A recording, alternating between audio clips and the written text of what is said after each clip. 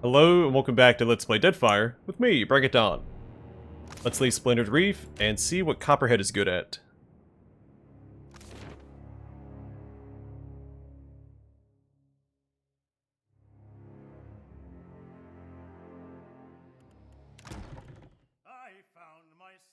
Two pips and a navigator and deckhand. Unfortunately, we don't need that.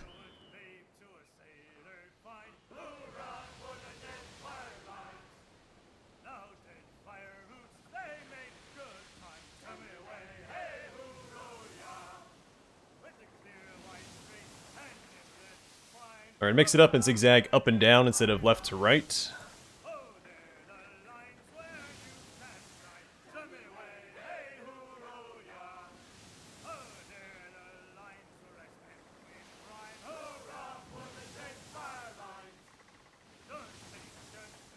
And hope there's something interesting down here.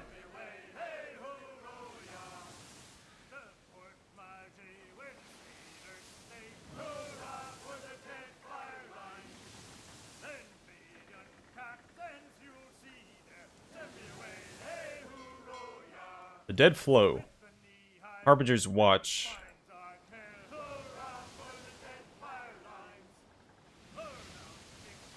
Welcome back to that.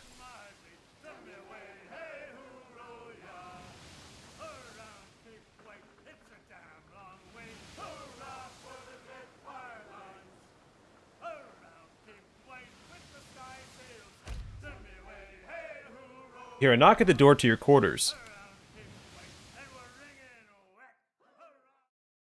An unexpectedly cold wind blows across the deck of the ship, and even after several hours, has not abated. Coin Counter Foldus sheepishly knocks on your cabin door. When he enters, his skin is pale, his brow dotted with beads of sweat. Begging your pardon, Captain, but this is an ill wind sent by Andra. We've sailed too long without offering her tribute. She's sure to punish us if we don't give her what she's due. He tilts his head towards the hatch, beckoning you to follow him on deck.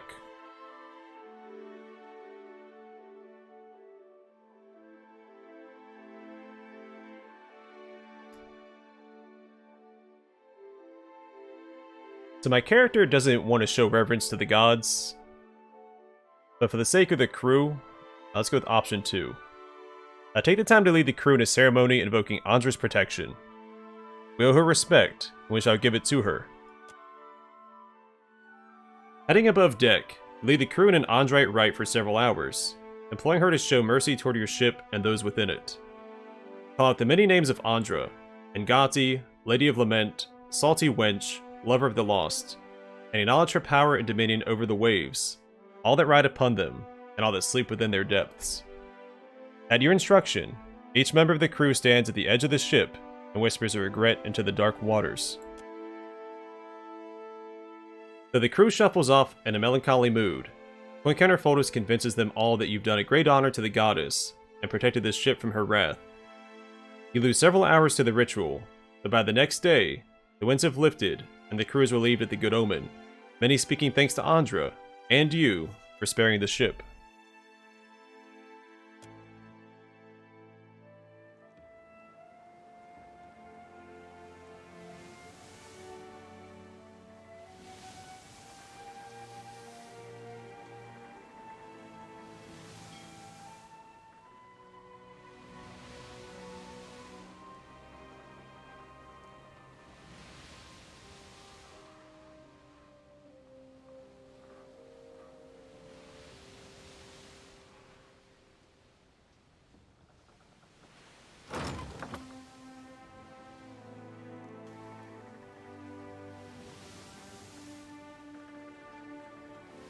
There's not a lot going on in this area. Oh, I think there's an island.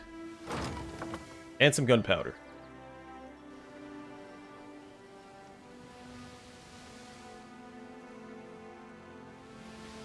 And a derelict ship.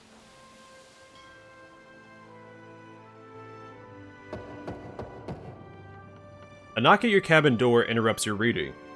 Ima stands outside, looking like someone who's just lost a bet.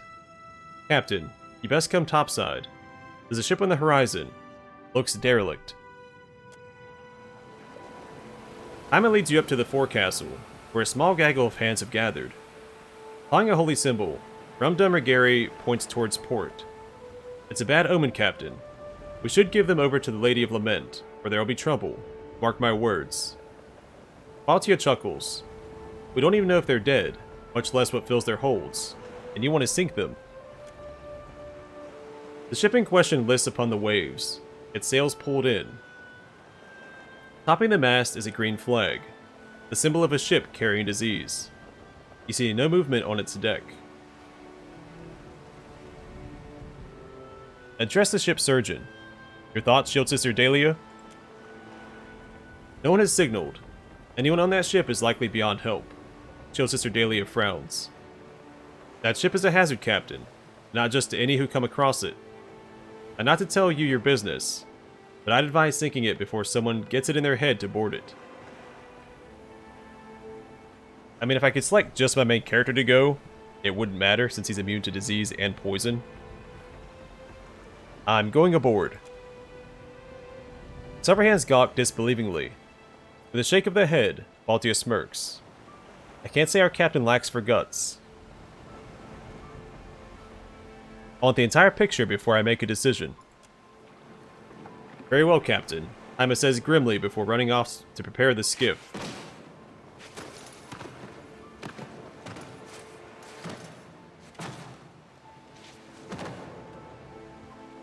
You row out to the ship and lash the skiff in place, hearing nothing save the creaking wood and the gentle lapping of the sea. You climb aboard, and the first thing to greet you on the middeck are a pair of corpses dressed in simple breastplates. The little flesh they retain is shriveled tight against their bones, and the sun has bleached the exposed portions of their skulls. A cruel fate. Plague has no mercy. Kalagina's golden eyes move between the paladins' corpses, studying what remains of their expressions. Well, that doesn't bode well. It's paladins that die to disease, maybe we're not immune to it. Sickness is a fact of life, both for crops and people. I know it, but that doesn't mean I like it. Jody waves her lantern over the corpses, making swift work of her harvest. I do hope whatever killed them has run its course. Aloth holds a sleeve to his mouth. There's little else on the main deck save tattered sails. You see the hatch to the hold has been barricaded. Enter the hold.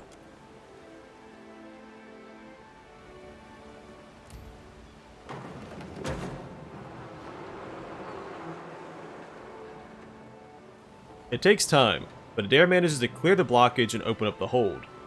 The stench of rotting meat and a black cloud of flies pours forth. You find several corpses scattered around the hold. Most of them are wearing the simple garb of Rietziran farmers, but one is wearing armor, another paladin it seems. After some searching, you find a sealed barrel of pitch, a few buckets of nails, and a generous length of canvas for patching your sails.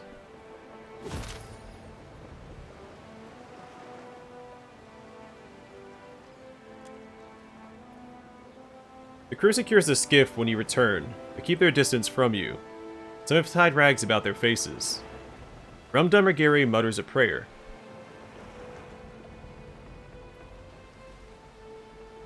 Prepare the cannons. Send it to the ocean's floor.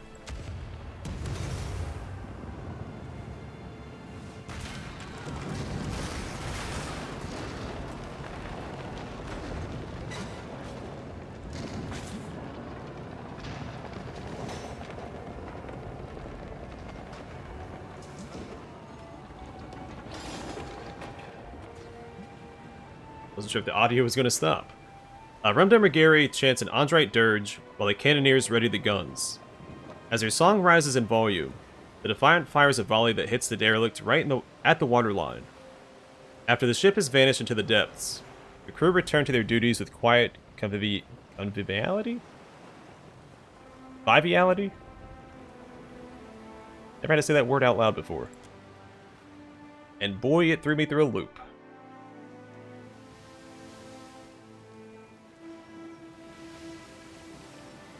Avoid the storm.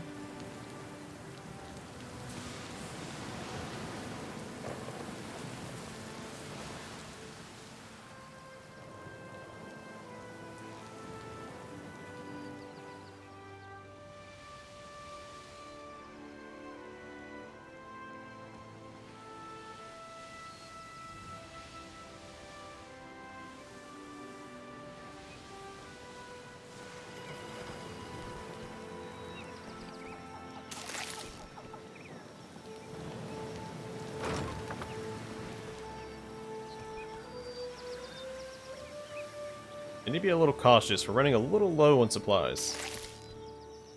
I mean, I have plenty, but I don't want to use the good stuff on the crew.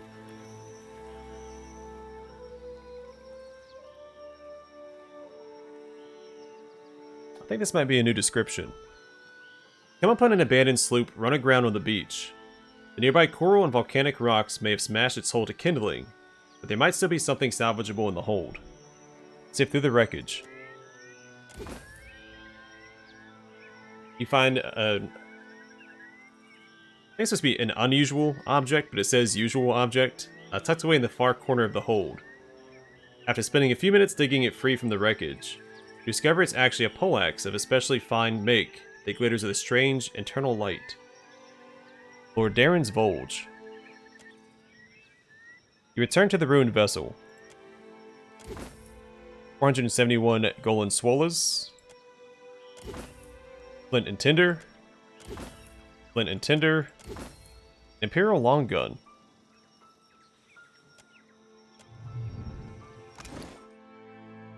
Oh, it's soulbound. I was gonna say this island is pretty lackluster, but not anymore.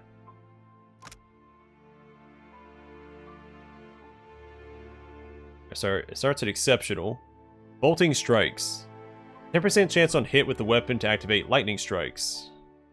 Barbarian, druid, or fighter. From the sea song, Lord Darren's Lads, author unknown.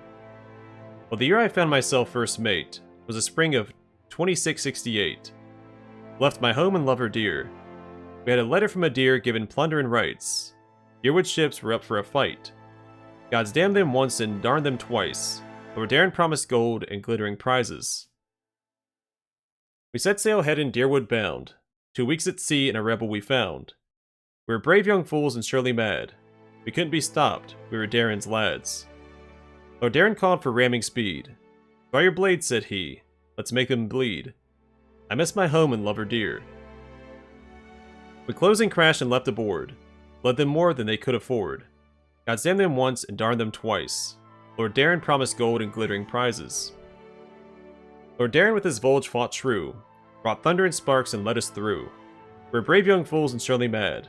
We couldn't be stopped. We were Darren's lads. I mean, we could give it to Adair. Let's see, we have a quest, I think this one. Maybe we'll have her use... Well, no, she's a rogue. And a cipher. It won't work.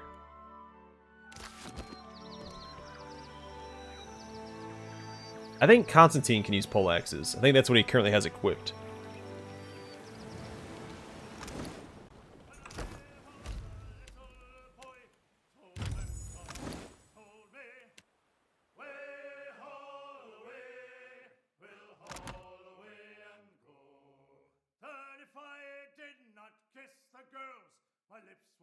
Alright, so we'll level him up and give him poleaxes next.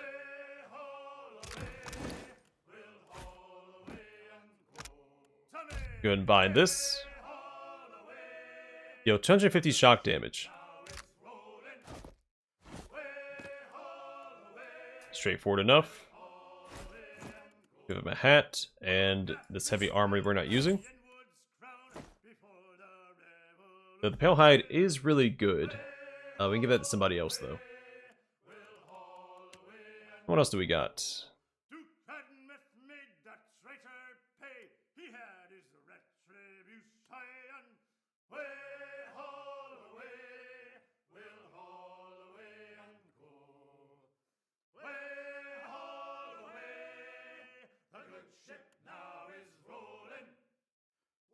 Alright, I like that belt on him.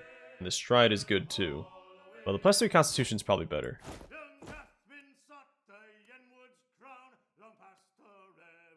25 health is okay.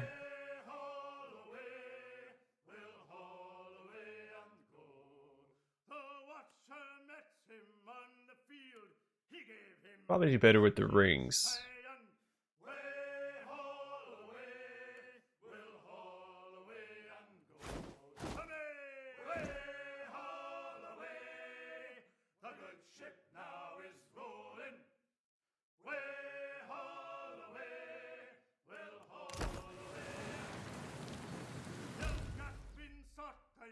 Alright, Palladino will be taken out of the party for now, while we use Constantine to grind out that soulbound weapon.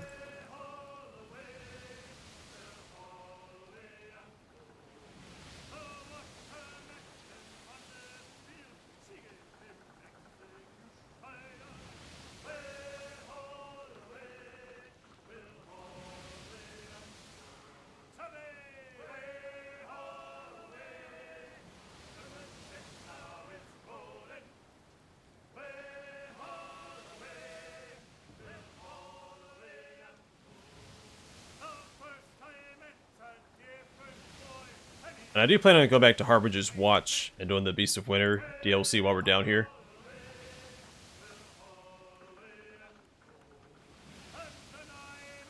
In that case, we'll swap out Constantine for Idwin.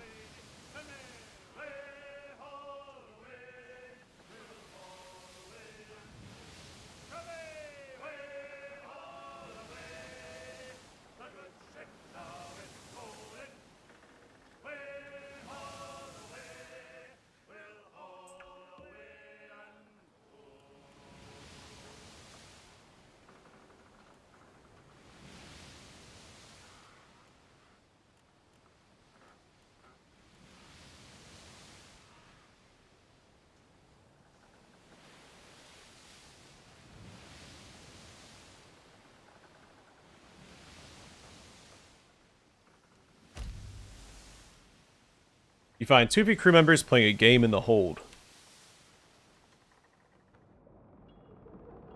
You're examining cargo in the hold when the sound of whispers and muted laughter draws you deeper into the darkness. Oh, this darn game. You carefully round a stack of crates to find Haima and Lensrith engaged in a round of Orland's Head. Haima salutes. Hello, Captain. Putting down copper in Orland's Head. You're looking to join for a round. What's Orland's Head? You carve an Orland into the mast like so. Lensrith grins, gesturing at a crudely rendered figure with comically large ears and a rabbit nose. Then you throw daggers at it. Each part is worth a different number of points, on account of some being harder to hit than others. The nose, for example, is worth lots of points.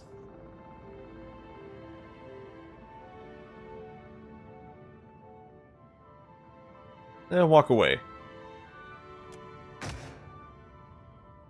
As you make your way back through the hold, the sound of daggers thudding into wood resumes. My character's never very good at it.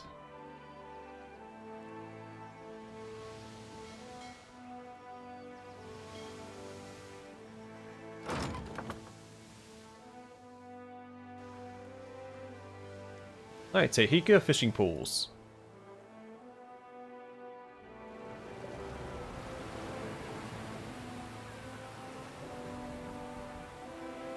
You stand on the forecastle, gazing out at clear skies and gentle seas. The chatting of your crew darkens, adopting an ominous tone. Gathered at the starboard railing, they peer out at the sea. By the gods, Lensrith mutters. The surface of the sea swells. An enormous glowing shape is surfacing. Identify it.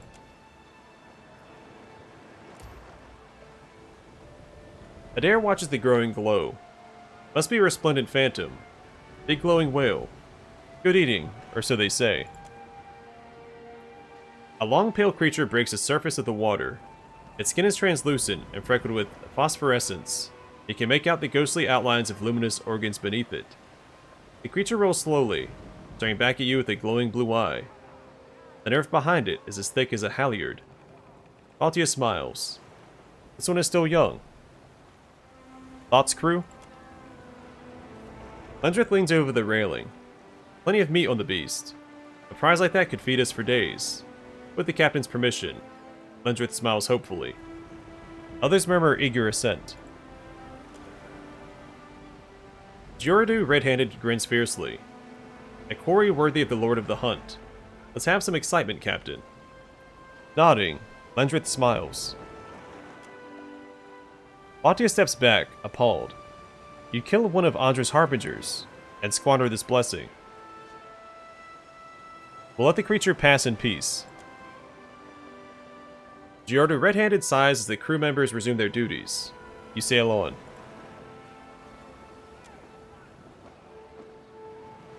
Yet the magnificent creature continues alongside your ship for many hours. A low, mournful music rises above the light percussion of the waves, and a gentle peace envelops your crew. When night falls, the beast is beside you still, a comforting light in the darkness. By morning, it is gone, but the sense of calm it brought remains.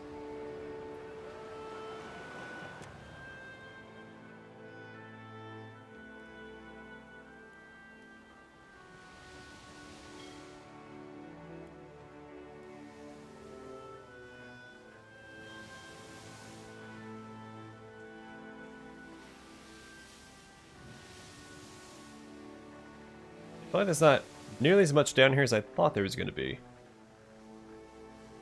But back to Harbinger's Watch.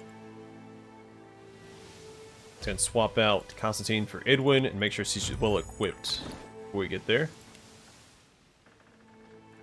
We have a fair bit to do. Alright, so I'm fine with the Miscreant's leather. It's actually really good armor.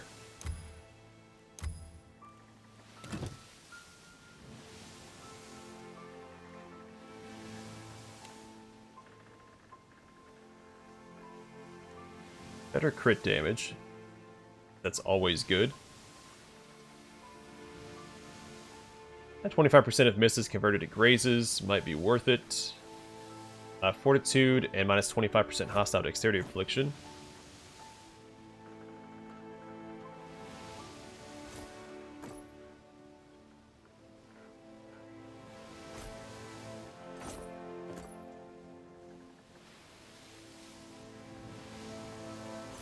She's a Cypher. We'll let her keep that equipped. She shouldn't need this.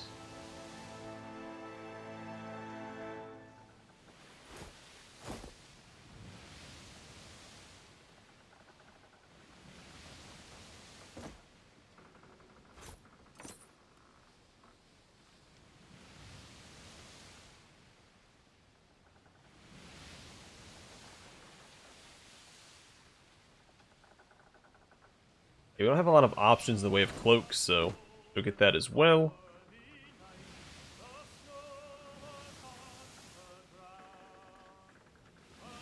And I guess we'll just give her any old ring.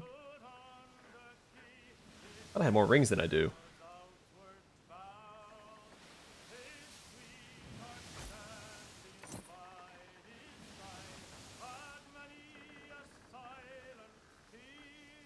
Alright. So we find a decent helmet for her later on.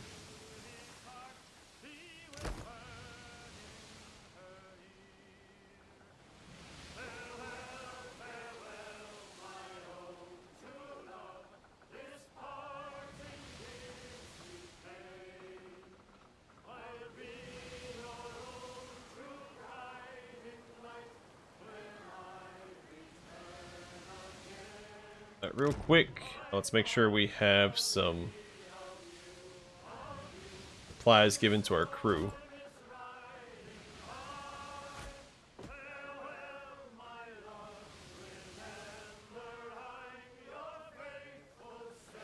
There was a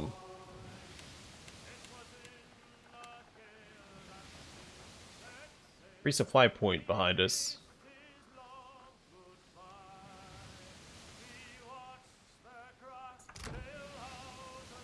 Trying to make it to Harbinger's Watch, and we should be fine from there. Hopefully there's a place we can buy supplies.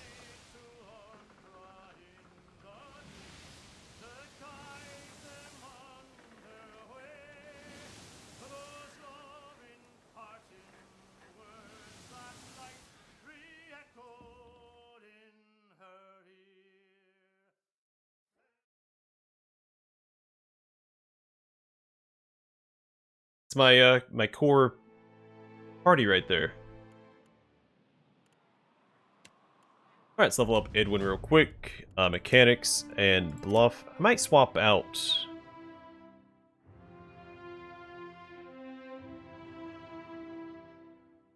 I'm gonna bring Pallegina along instead of Aloth.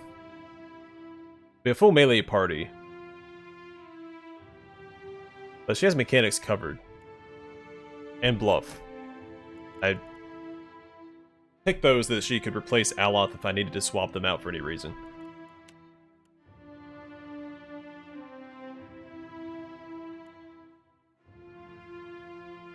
Persistent Distraction is really good, so we'll grab that.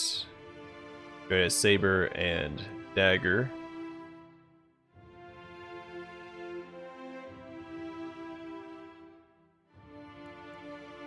I guess Sword.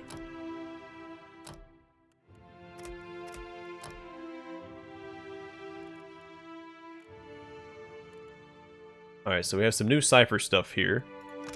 A Borrowed Instinct. Ransacks an enemy's intellect and perception for energy, causing damage to those enemy attributes while boosting the Cypher's defenses and accuracy. Detonate. Splinters the target's soul with sheer force, inflicting raw damage to them. Near-death targets explode, causing crush damage to all in the air effect. Actually, we've read this with Seraphim, I think.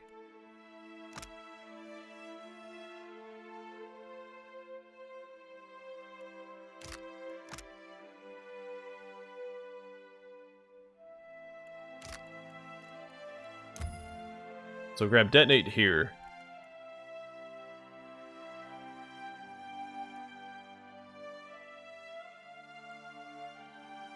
And Ring the Bell here. Bluff and Mechanics. Let's go and get the starting focus upgrades next. Or just the one, I guess. How might I assist? A question as you wish.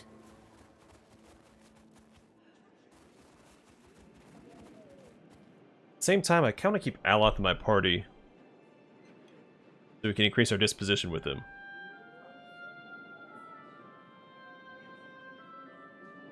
We'll keep it as is.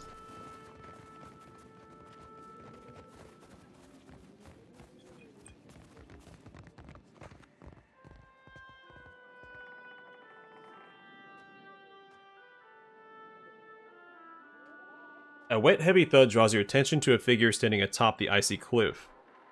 Light glints off of the cleaver he holds readied overhead. The blade arcs downward, evoking a fine red mist that hangs upon the frigid air. The kith straightens as his gaze finds you, and he fixes you with a single pointed finger from a bloodstained hand. It is you! Come at last! Greetings. God your fellow traveler! A day of glory this turns out to be. First auspices of a visitation, then the arrival of the Dusk Speaker. Truly I hear the call of winter. I have so little idea what you're talking about that I don't know where to start. This one speaks of the lore of nothing. The dusk of being. The ending of all things and the part of the soul that longs for that ending. These concepts are central to more traditionalist understandings of Remergon's designs. Thanks for the explanation. Vatnir, our mentor, foretold your coming. He described you perfectly from toes to top. Praise be to Remergon! I don't suppose you can tell me about this iceberg. Did you see the ships? We came on them. Back then, that was the extent of the ice. But now, it stretches to the horizon. It grows further each day. That doesn't strike you as a problem. Of course not. Why would it? Option 2. Show the invitation. Vatnir's the one who sent me this letter. The man squints down at the paper before nodding vigorously. Come in, Dusk Speaker, come in! Be sure to speak with our mentor Vatnir. He's down in the chapel in the middle of the settlement. Meet and uncask the beer! The Dusk Speaker has arrived!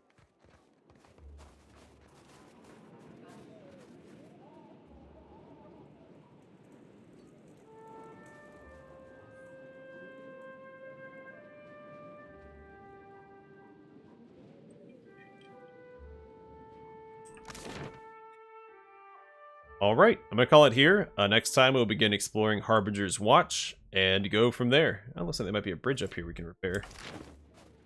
Or that gets extended. Nah, that's a dock. Oh, well, maybe not. Either way, gonna call it here. Thanks for watching. Hope to see you guys in the next one.